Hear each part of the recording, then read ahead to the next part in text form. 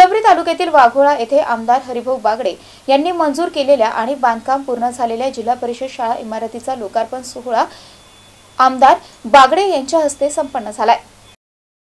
निधी उपलब्ध करून दिल्यानंतर वाघोळा येथील विकास गायकवाड, स्थानिक पदाधिकारी, शिक्षणप्रेमी नागरिक आणि गावकरी यांनी आगामी काळाची पावले ओळखत त्या पद्धतीने शाळेचा प्लॅन तयार करून घेऊन ठेकेदारांकडून दर्जेदार आणि देखणी इमारत तयार करून घेतल्याने इमारतीचे लोकार्पण करताना विशेष आनंद वाटला, अशी प्रतिक्रिया आमदार हरिभाऊ बागडे यांनी व्यक्त केली आहे। तर देवगिरी नागरी सहकारी बँकेचे अध्यक्ष किशोर शितोळे यांनी शालेय विद्यार्थ्यांना शिकून खूप मोठं होण्याचा सल्ला देत वाघोळा येथील शेतकरी नव उद्योजकांसाठी विविध शासकीय कर्ज योजनेच्या माध्यमातून देवगिरी बँक नियमित आपल्या पाठीशी उभी राहील अशी ग्वाही दिली आहे। यावेळी विविध मान्यवरांची उपस्थिती होती।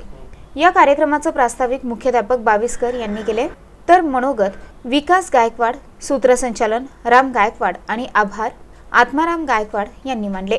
Mahavir Jaiswal, MC news, Phulambri.